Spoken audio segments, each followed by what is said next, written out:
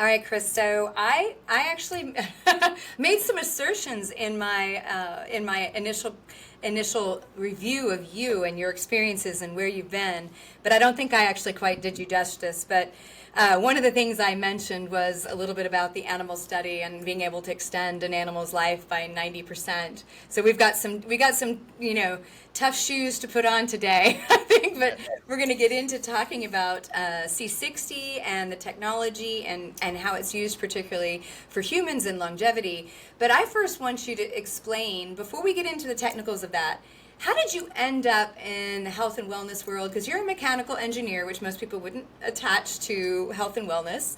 I'd love for you to kind of give your background. Yeah, it's sometimes it's interesting when you dig into my background a little bit. I can get the question, so you're a mechanical engineer, you've done comedy improv, you played semi-professional soccer. Clearly, you should have ended up in the health and wellness space. Like, this is just obvious. No, first, thank you so much for having me. I'm excited to share, whatever knowledge I have and the research that is near and dear to my heart with your audience. That research is related to carbon 60, which we really think of in terms of industrial applications, and then as we progress into a health product, ESS60. The way I ended up working with it, I always knew that I was going to be an entrepreneur. Actually, I've got a book, Live Longer and Better. It talks about why I wanted to be an entrepreneur and what did that look like, how did I map out my life. And as you know, as an entrepreneur, you can map out whatever you want. It's not the way it's going to go. And it didn't. I thought I was going to graduate from school with a very nice engineer salary, save money, invest in a company, and then run that company, or who even knows what that looked like. And that didn't happen that way. Because while I was still in school, I met my now business partner, or current business partner. We've been business partners for 33 years.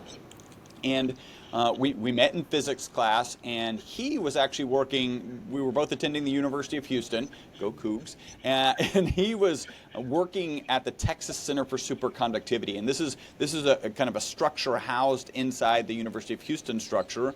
And we used to call that facility Chu's Castle, because Dr. Paul Chu, who is famous for in the superconductivity realm, really had that building built in the labs, and they were amazing.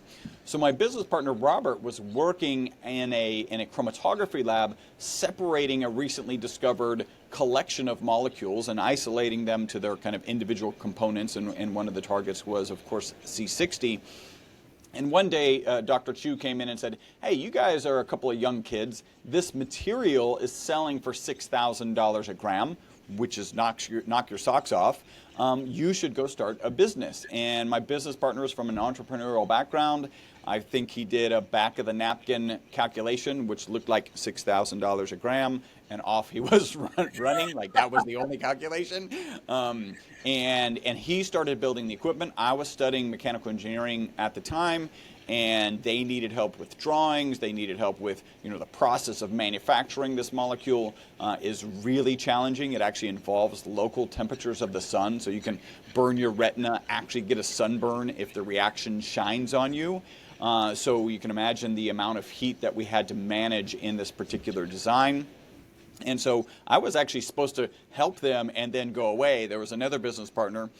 The other business partner, and Robert and I are still really good friends with Diego. He went away. He had much more fun things to do in college. And Robert and I were just like, let's put our heads down and build a company. And so that's really how we started.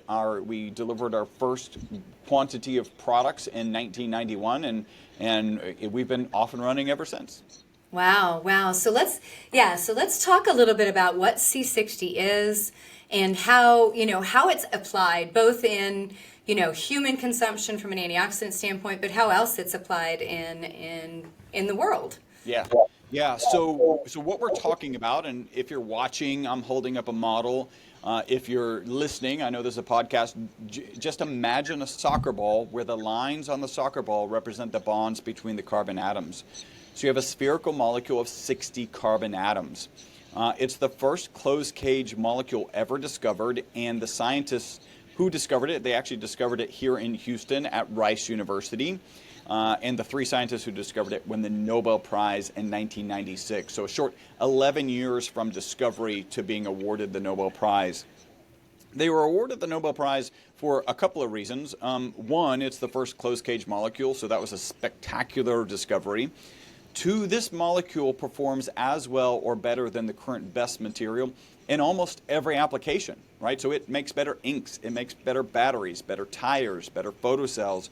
It really is a phenomenal molecule. Now, we're not using it ubiquitously, like certainly I have hoped all of these years, because it's very expensive. It's extremely expensive to make. You kind of described that and why I was initially brought onto the project.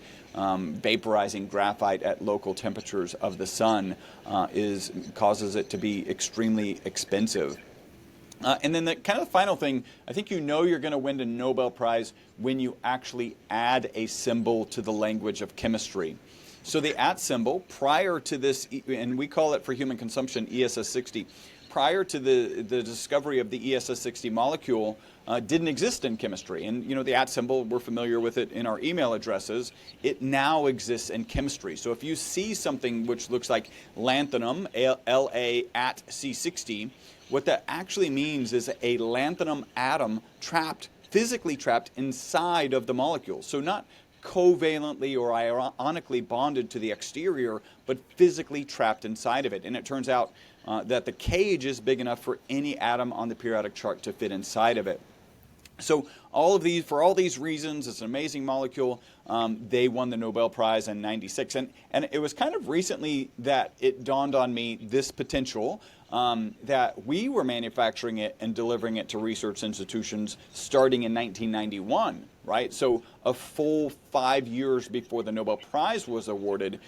The fact that we were delivering these macroscopic quantities is probably part of the reason they won the Nobel Prize, right? So it was already amazing, but they only really knew what to do with it and after we were able to help them get their hands on it. So we've been there from the beginning. The molecule is amazing, and then kind of the next phase is, often people get nervous when I say it makes amazing ink, batteries, tires, and photocells. You knew where I was headed. This is a health podcast. You're like, at what point have I looked at a car battery and gone, what part of that car battery should I be consuming on a daily basis? So yeah, it has a dramatic shift. Yeah, so this is when you were saying like that cage-like structure, and that basically any atom within the periodic table can fit within it. Is that, I know that it can basically exchange electrons, and that's one of its antioxidant properties. But is it also that caging of atoms as well? Yeah, I think so. The short answer to that is no, right? Those, when you encapsulate, it's called an endahedral fullerene. So when you produce this molecule, you actually produce a whole collection of molecules. Carbon 60 is the most abundant. Carbon 70 is the next most abundant. Then you have 76, 84, and on up. And actually, carbon 60 is like a perfect sphere. Carbon 70 is a little bit more like a rugby ball. 76 starts getting more spherical. So those are all called fullerenes in homage to a famous futurist, Buckminster Fuller. And then also we colloquially call this molecule, this ESS60 molecule, we'll call it a Bucky ball because it's ball shaped, and it's kind of again homage to Buckminster Fuller. So the fact that it can hold a molecule in it, an atom in it, is unique. But the fact how it works as potentially an antioxidant, how it works kind of in a lot of chemical equations, is the fact that it can hold up to 6 negatively charged particles on the exterior of the cage. And I want to roll back, it's kind of fascinating early on. So this happened in the 90s, right? And that's when the AIDS epidemic was really at its peak. And it turns out that the shape of this ESS60 molecule, it fits perfectly within one of the proteins of the AIDS virus, blocking it from replication. So there are patents, well, I think they were applied for. They applied for patents for this to be kind of an AIDS treatment because it would prevent the replication of the virus. That didn't proceed down that path, but there's a lot of amazing things that can happen here. And then one last one, because it's a little far-fetched, extremely interesting, all of the chemistry that works on benzene works on this ESS60 molecule, right? Benzene ubiquitous in our society. We don't have plastics without it. Most medicines have benzene as the base, detergents. Like, we just don't have modern society without benzene. So we're really comfortable working with benzene. This molecule can do the same thing. Like, the chemistry works on the exterior of this cage the same way the chemistry works on benzene. Oh, wow. So one of the thoughts was, what if we put a radioactive atom inside of this and then attach something to the exterior of this cage so that it can attach to, say, a cancer cell? So then we actually deliver a radioactive payload to a cancer cell. That's pretty fantastic, space age kind of technology, or nanotechnology. Still not outside the realm of possibility, just extremely, extremely difficult to execute. Wow. Well, okay. So you covered so much ground there. So let's talk specifically. So obviously it's, got these electrons. Let's talk about the antioxidant capacity specifically. Obviously we're going to go into like the animal studies and what they showed, but to everybody kind of listening, why would you want to take C60? What value is it? Like, sounds cool. Yeah. Except for when you say inks, batteries, tires, and photocells, then I get a little nervous. So the study that really shifted everything was published in 2012, and because the chemistry that works on benzene works on this, because you actually have the shape of benzene on the exterior of this soccer ball cage, they assumed this molecule would be toxic. So they actually put it in a toxicity study. In that study, they gave rats water, rats olive oil, and then rats olive oil with as much of this ESS60 molecule as you could dissolve.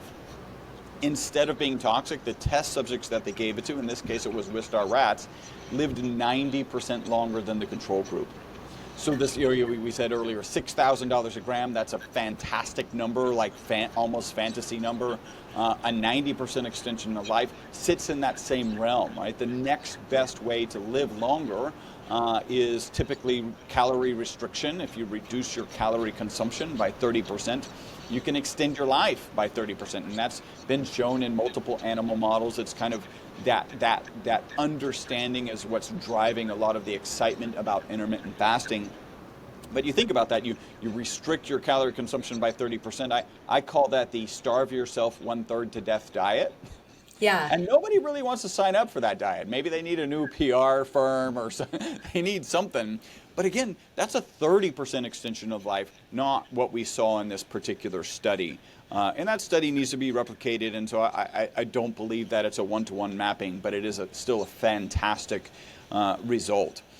So it's been kind of my job as the chief scientist here at MyVitalC to try and figure out, okay, great, we've got this amazing result in this study, a 90% extension of life. We've got these amazing testimonials that keep coming in, and I'll be honest, for the first 18 months, I'm like, okay, I believe you, Dr. Betty, that whatever positive happened to you, like you're a human telling me, and I believe you. But as a scientist, I don't know what to do with it, right? Because we're kind of taught that anecdotes don't matter, like you're just supposed to pretend they don't matter. Yeah. But at the same time, anecdotes drive the scientific process. Remember, the process is have a hypothesis, which, by the way, comes from anecdotal information, and then go out and prove it. Ironically, in our case, the hypothesis was that it was toxic, and then the rats actually lived 90% longer.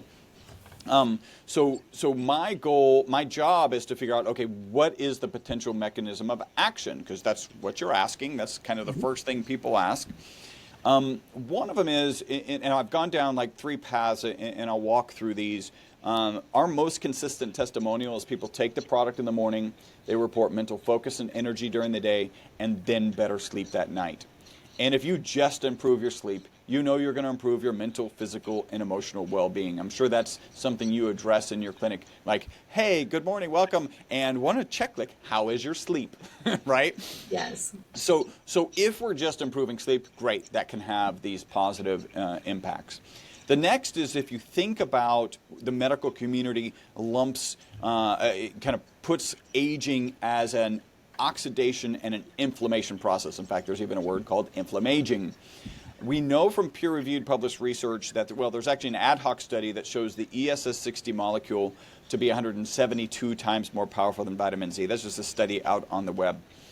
There is peer-reviewed published research that shows it to be 125 times more powerful than vitamin C. So we can put a big check mark next to antioxidant, and we'll actually come back to that because that role does, we think, some amazing things actually inside the mitochondria. That'll be the teaser, like, oh, I got to keep listening because we want to talk about the mitochondria. We want to talk about antioxidant capability inside there. So the next is anti-inflammatory. Now, the FDA sees a discussion about inflammation as a discussion about diseases, the diseases of aging, typically the diseases of inflammation, and so you can't make broad-based claims there. And I think that's the right approach. Like the reality is, this chronic inflammation which causes the diseases of aging, Alzheimer's, arthritis, even cancers, like those are very interrelated, and so you need to be careful. What we can say is that our product addresses inflammation, at least when that inflammation is driven by exercise, right? Okay. Or these acute, incidences. So we've all had a long walk or maybe a really tough workout and felt kind of inflamed that next day. And so we can say that our product addresses that. And then if you think about it, I like to just kind of wrap up with our product fits perfectly in an anti-inflammatory diet, right? Like this is the diet associated with the blue zone people. They tend to live longer. They tend to have reduced incidences of stroke. They tend to have reduced incidences of heart attacks. We actually fit in that diet perfectly. And I've been talking for a while, so I can talk about our boss theory, but I want to make sure you've got some time to jump in. Yeah, no. So I think it's I think you said something that I just want to touch back on. Like if people are listening to this and they go, okay, what's the application where I can really use this? So everybody, the act of aging is inflammatory and oxidative. Right? We're tarnishing and rusting all day long. The degree in which depends on your genetics, your lifestyle, all those other things. But I think people forget that exercise, while being a good stress, is massively oxidative, particularly cardio. Right, particularly cardio. Yes. And that, I get this all the time from athletes. They're like, no. I take really good care of myself. And I was like, I can guarantee that you're not getting enough antioxidant support. Hands down, because there's no upper limit, really. Let's talk about what that really probably needs to look like. And I want they've heard me say it, but I would like you to talk about why that's so important, particularly about the mechanism of C60, because it's unique. It's not the same as glutathione. Yeah, it's very different, and I think one good thing is there are some studies that suggest, and I know people are like, oh, then I shouldn't take more, and that's not what you're saying, and I actually would agree with you. They probably need to take more. But if you do overload, if you do take too many antioxidants, you can actually dampen the hormetic response. Right? Yes. So hormetic response, I go out and work out, I do some heavy weights, my muscles are damaged, and then the body rebuilds them bigger and stronger. That's the hormetic response that you do want. If you have too much antioxidant, you can actually dampen the hormetic response, which means you don't build as much muscle, you don't build as much strength. And so you got to be careful there. I'm really proud. Chris Gethin is a well-known influencer, bodybuilder, longevity expert. He gives talks at the conferences that we go to regularly, and he loves our product. And in fact, it was kind of a funny story. He came by our booth. He's like, hey, I'm going to talk about you tomorrow. And in my head, I was like, oh, you're going to talk about like anti-inflammatories, right? Or you're going to talk about antioxidants kind of in general. And no, his last slide, like My Vital C is on the last slide. And he's saying, this is one of those antioxidants that doesn't dampen the hormetic response, right? So that's pretty exciting. When we start thinking about what could we be doing, right? We call it the BOSS theory, so buffering oxidative stress system. We know from peer-reviewed published research that the molecule gets into the mitochondria, right? Real quick, mitochondria, your audience knows this, but powerhouse of every cell. Every cell has between 50 and 5,000 mitochondria in it, except blood cells, which don't have any, and neurons and brain cells, which have 2 million, because that's how much energy neurons and brain cells need, like over the top. So you've got this energy-producing organelle inside of every cell. And just like most energy-producing things, there are negative byproducts, right? Your car going down the road has exhaust. Your power plant has smoke coming out the smokestack. In the case of mitochondria, it produces reactive oxygen species. These are negatively charged particles. They're usually managed internal to the mitochondria by glutathione and melatonin. Melatonin is kind of interesting. I mentioned our most consistent testimonial is related to sleep, so there's kind of some sort of circular thing happening here. But we also understand that our bodies can get depleted. Different mitochondria in our bodies could get depleted of glutathione and melatonin, and that's when those reactive oxygen species are left to, I kind of picture them as like bumper cars running around just damaging, rusting anything that they bump into. And that's where we think the ESS60 molecule comes in. We know from peer-reviewed published research it gets into the mitochondria. We know all the way from back in the 90s that it can hold up to 6 negatively charged particles on the exterior of the cage. And so when the glutathione and melatonin are depleted, this can hold on to them. I've got kind of a fun analogy. It's Mardi Gras, it's the end of Mardi Gras, and we're on Bourbon Street, and we've got these drunk reactive oxygen bumper cars running around doing damage. And the police, the glutathione and melatonin, come in and handcuff themselves to these reactive oxygen species and get them off of Bourbon Street. And when they get overwhelmed, what does the New Orleans Police Department do? They stick them in a paddy wagon, right? So this ESS60 molecule can hold up to 6 negatively charged particles so they don't do any damage. And then when that mitochondria can replenish the glutathione and the melatonin, they can handcuff themselves to them and again get them off of Bourbon Street. It's a unique mechanism, and it's the reason that we call this ESS60 molecule the BOSS, again, buffering oxidative stress system. When we think about why these rats might have lived twice as long, to why we might getting head-to-toe testimonials, and we are, and we'll probably talk about some of the testimonials that we get. If you can reduce the negative, it's interesting because it's not necessarily improving how the mitochondria functions per se. It's doing its ATP job, but when it gets overwhelmed, you're reducing the negative impact of that overwhelm. And things like just stress can overwhelm your mitochondria. Certainly, long distance running can overwhelm your mitochondria. Whatever, sunlight can impact your mitochondria. And pollution. So there's all these things that are stressors on our body, and to have something, if you had a room full of doctors who were mitochondrial experts and you said, hey, would it be nice to have a free radical sponge inside the mitochondria? They would all raise their hand and go, yeah, that would be a really good thing. And that's what we think the ESS60 molecule is doing. It's a great, number one, a great analogy of what's really happening there because, I think classically, especially in the nutrition world, people will say, well, gosh, I think I need glutathione, so I'm just going to take truckloads of that. Or maybe I do alpha lipoic acid, vitamin C, all these precursors, and acetylcysteine. And it's really that mechanism, like you said, of sort of handcuffing itself to C60 and the glutathione that you actually help sequester it till it can get used again, instead of just trying to, basically shove it in there and pray that it gets there. Yeah. Right. And I think anything you can do to support your kind of the amount of glutathione in your mitochondria, yes, keep doing. Like, this is not a replacement for that, but this just says when you're overwhelmed, we've got this buffer that can help prevent the damage. And it's interesting. One of our most interesting test cases is a 2-time U.S. ultra running champion. His name is Anthony Kunkel. He won a 50-mile race, a U.S. championship, and a 100K, which is 62 miles. So he does things I'll never do. I'm kind of not interested in doing.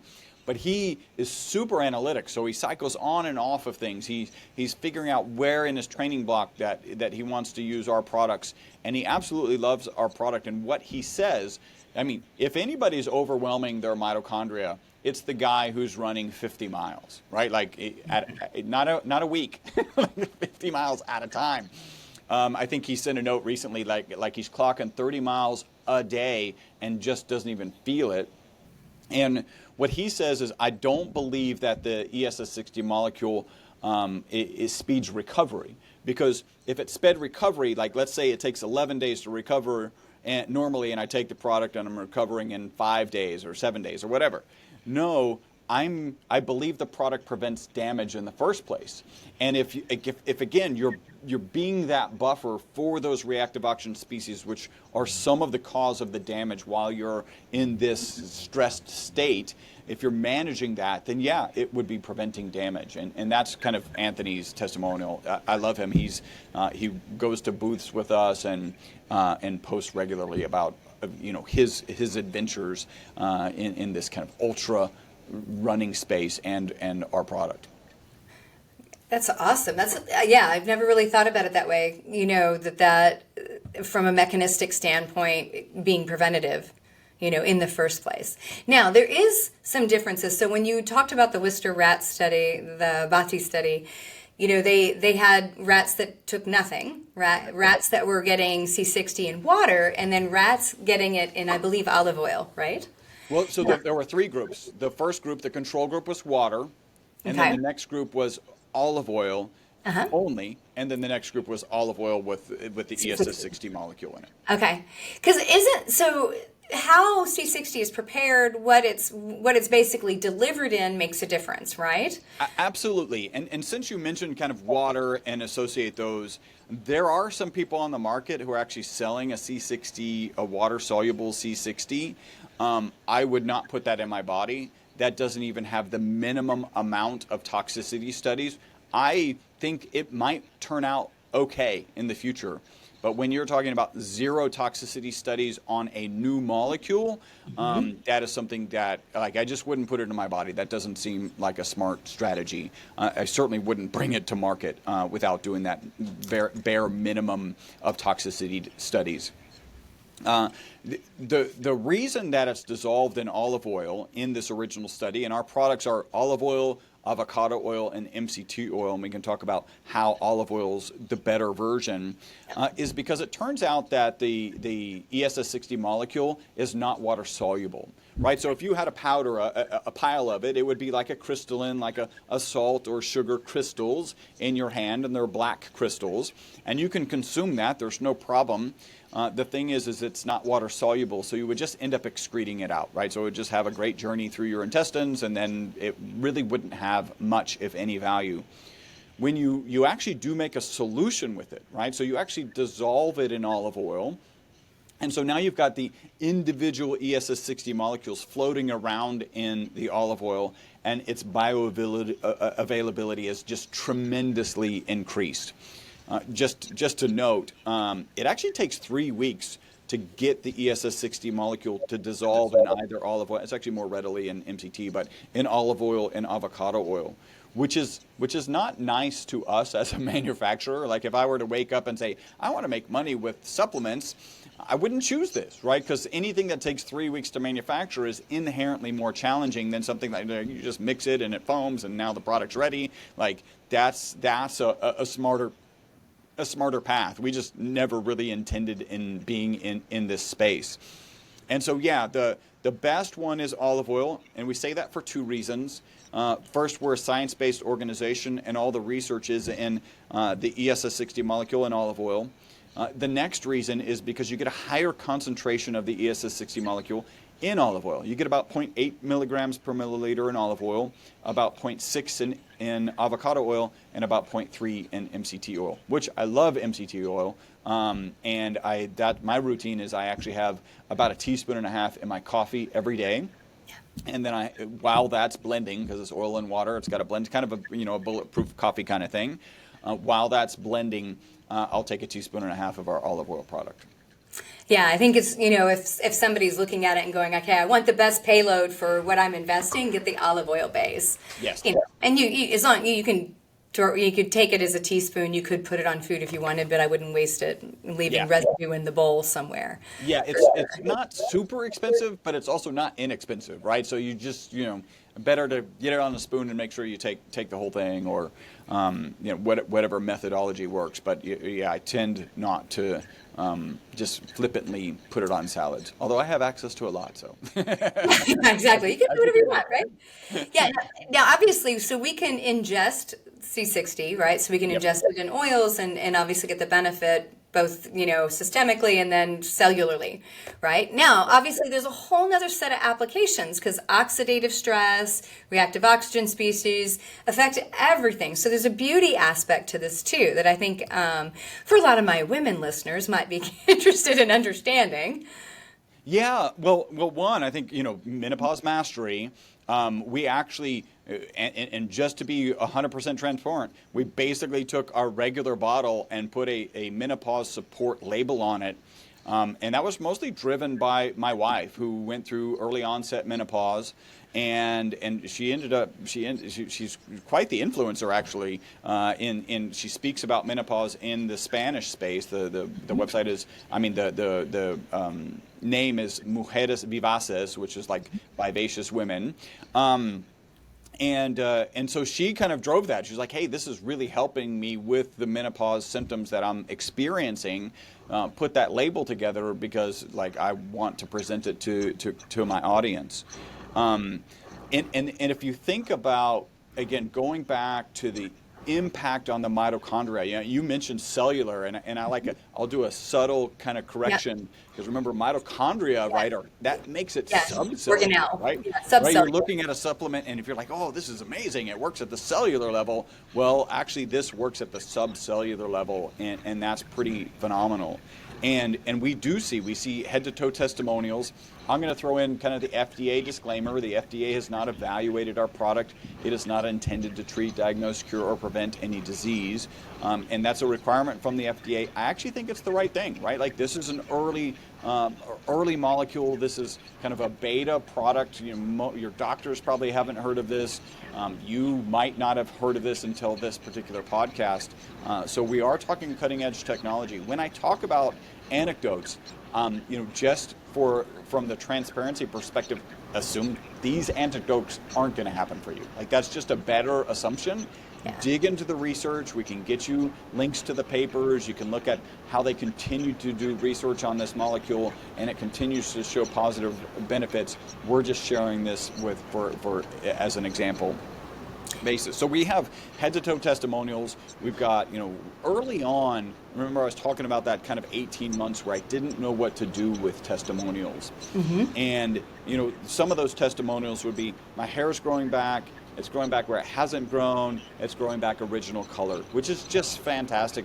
We actually have a lot of skin, hair, and nail improvements that have been reported, which actually I think makes sense from the perspective of hopefully your audience is probably aware that skin, hair, and nails, that's aesthetics, right? We need skin, but nails and hair are aesthetics. And if you're dealing with something internally, your body's going to put the resources to that internal thing. It's not going to worry about hair and nails. And as our customers were probably managing those internal things that their body was dealing with, then the hair and nails start to grow back. They start to grow in kind of in their more natural state. And so that's kind of our head testimonial. The toe testimonial is kind of interesting. It's nail related, but we have an influencer whose big toe was bitten by a crab and split his toe when he was 5 years old. So he's got the split toenail. He actually was a Navy SEAL with a split toenail. At 65, after he started taking our product, it healed finally, right? So 60 years with a split toe, and now it finally healed. So when I say we have head-to-toe testimonials, we literally have head-to-toe testimonials. And if you apply the impact that it has on mitochondria, the reduction of negative impact that an overwhelmed mitochondria would experience, then that kind of explains why we have these head-to-toe testimonials. Now, we ended up, I think this is maybe the direction you're going, I have a business partner who, as she would drink the product just right out of the bottle, there'd be a little bit on the edge, and so she would take it and she'd wipe it on her skin, and we were already getting great positive skin, hair, and nail improvement testimonials, and she came to us and she shared that we should do a face serum. Now, I don't think I've done a good enough job kind of describing how little I wanted to be in this space. So let me kind of roll back a little. because it's little. The original study was published in mid-2012. In mid-2013, my business partner and I started getting phone calls, and we would get, 2-3 phone calls a week. And the initial phone calls were like, hey, how much of this should I be consuming? And Robert and I were conservative carbon nanomaterials, and we're like, wait a minute, you're asking me how much of this stuff that we sell to research institutions around the world to put into ink, batteries, tires, and photocells, you're asking us how much should you consume? The answer is probably zero, right? We actually added not for human consumption to our labeling in mid-2013. So if you kind of picture this, from 1991 when we started manufacturing all the way to mid-2013, we don't have not for human consumption on our labeling because nobody's thinking about consuming this stuff. We added there, and let me share, the literature was clear, it was safe. We're just conservative, slow-moving carbon nanomaterial scientists. And we continued to get 2 to 3 phone calls a week from mid-2013 really to the latter part of 2017. And my business partner and I would get together really like every quarter, like, hey, do we want to be in the supplement space? Like people understand the supplement space is challenge. There's challenges in the supplement space. It's a challenged industry. And in the middle of this time frame, I actually found a peer-reviewed published research paper that said 50% of the supplements they had purchased on the market did not have in them what they said they had in them, right? And that's so different than delivering commercial quantities of carbon nanomaterials. Like we give it to a researcher, they give it to their grad student or their research associate, they have an HPLC, they go test it, they're like, yes, they shipped us what we bought from them. Like this is the most stringent kind of environment you can imagine. And that's not how the supplement market is. Finally, at the latter part of 2017, a guy with a big YouTube following started talking about all the benefits he was getting, taking it on a daily basis. And our phone went from ringing 2 to 3 times a week to 10 times a day. Then my business partner and I, we started asking a different question. Like this is an entrepreneurial opportunity outside of which we understood before. And we asked ourselves 2 questions. The first question is a moral question. Are we comfortable selling this? I take it, my wife takes it, everybody on our team takes it. Not a requirement. You don't have to take the product to work here. But yeah, we're comfortable selling it. And then the FDA, you heard my disclaimer earlier, the FTC, you got to cross T's, you got to dot I's. And so it was really at the beginning of 2018, we started bringing this forward. So hopefully that kind of paints the picture. I didn't want to be in the supplement space. The business partner comes to us and says, we should do a face serum. And I'm like, yay, that sounds amazing. We should do a face. I've always wanted to do a face serum. And, part of it was that we were getting good testimonials already. Part of it was you want to support a business partner, right? Like that makes sense. It's smart to have additional products out there. So then we put this face serum out on the market, and the testimonials were just right off the bat absolutely amazing. And within days, people were saying like, this is amazing. I have this one lady, she's an influencer and a distributor of ours. And our first phone call was kind of funny because she was like, Chris, I have to share with you. Her name's Sarah Banta. I have to share with you. I have a face serum and skin lotion obsession. I actually have a credit card that my husband doesn't know about. So I can buy face serums and skin lotions. And your stuff, the original stuff, the oral stuff is the best thing that I've ever put on my face. And we're like, well, that's amazing. You should try this. And then about the time we were coming out with the face serum, I'm sorry this is long-winded. If at any point you want to interject. No, that's okay. It was right about the time that we were coming out with this face serum, my director of research came to me and said, hey, I've got this molecule that's got 30 years of skin and hair improvements, and it's peer-reviewed published research. We should look into it.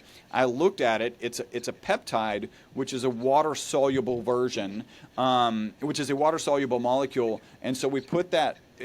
I wanted to use both. And you can actually put water-soluble and oil-soluble things together with what's called an emulsifier. Yeah. But I don't even like how emulsifier, it doesn't sound healthy. And if you go Google it, there is nothing healthy about emulsifiers. It's mostly negative.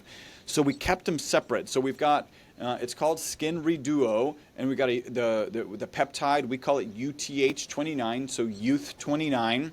and then we've got the ESS60 activator. And you actually, for every squirt of this peptide lotion, you add 2 drops of the activator, and you activate it right there in your hand. And we're also getting amazing testimonials about that, because you've got these 2 kind of very powerful molecules, the UTH29 peptide and the ESS60 molecule, kind of working in concert. Wow, that's, because the reality is, whether we love it or hate it, we also care about how we look, right? Yes. It's We the do. truth. It's absolutely the truth. Now, I want to go back, because your wife, like you said, so for everybody, we met at a conference, and we actually met at the pool party at the end of the conference. The wrap-up party, yes. The wrap-up party. And actually, I got to meet his wife and another friend of mine, and we actually did a menopause hot flash dance for everybody that I should probably post online.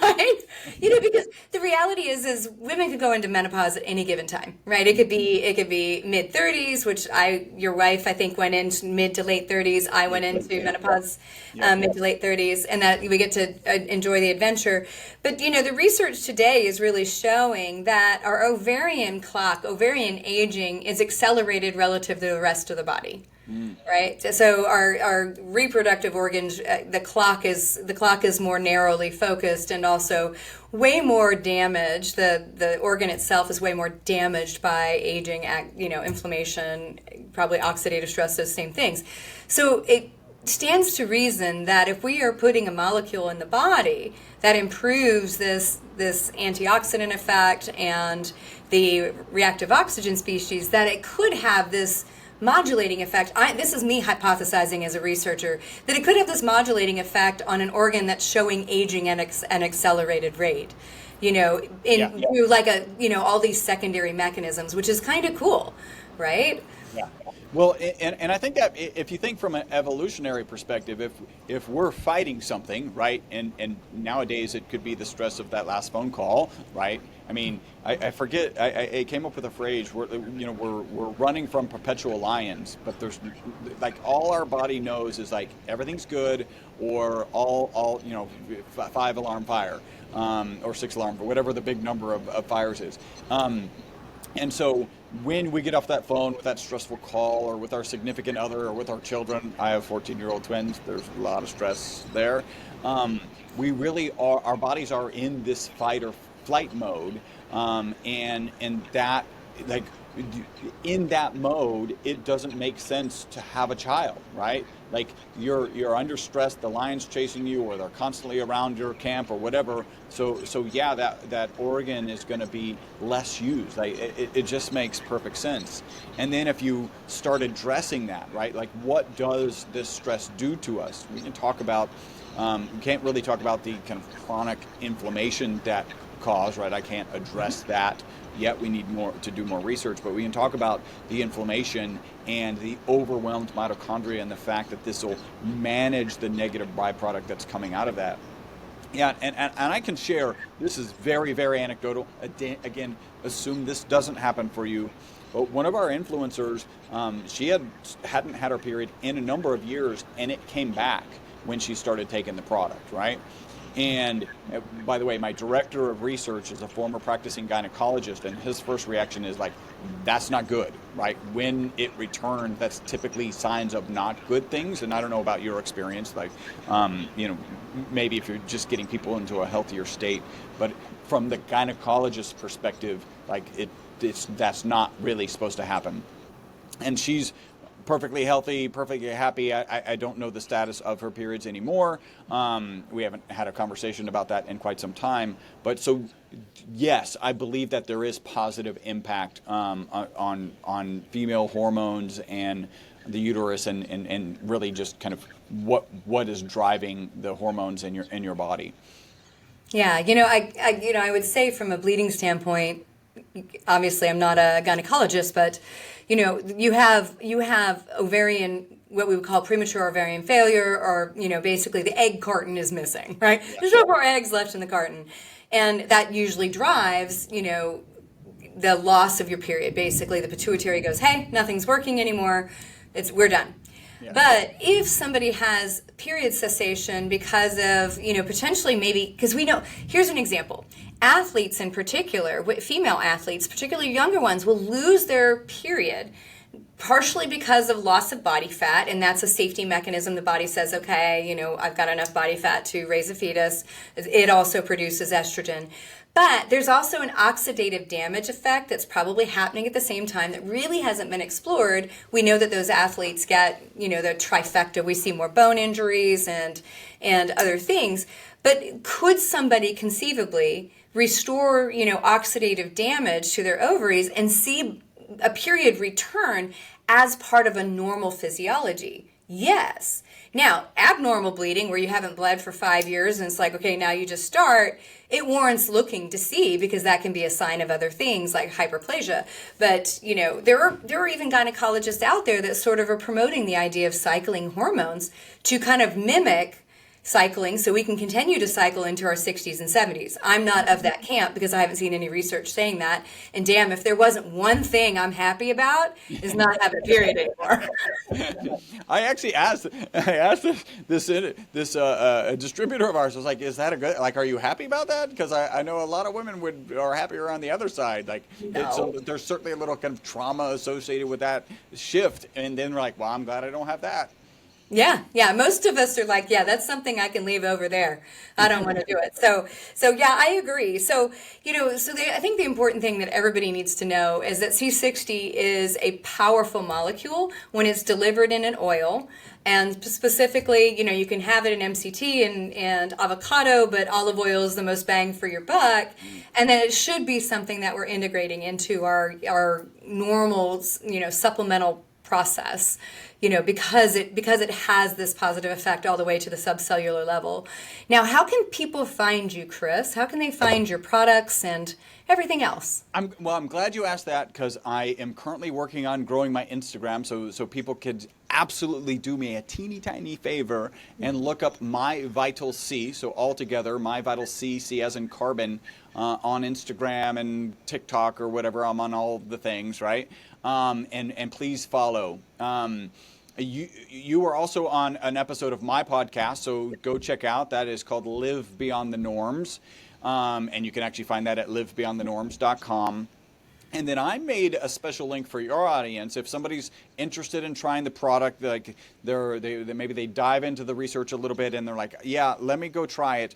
If they go to myvitalc.com/menopause mastery, they'll be taken to a special page, or your podcast logo will be there, so they'll know that they're at the right page. And we also have a $15 off coupon code.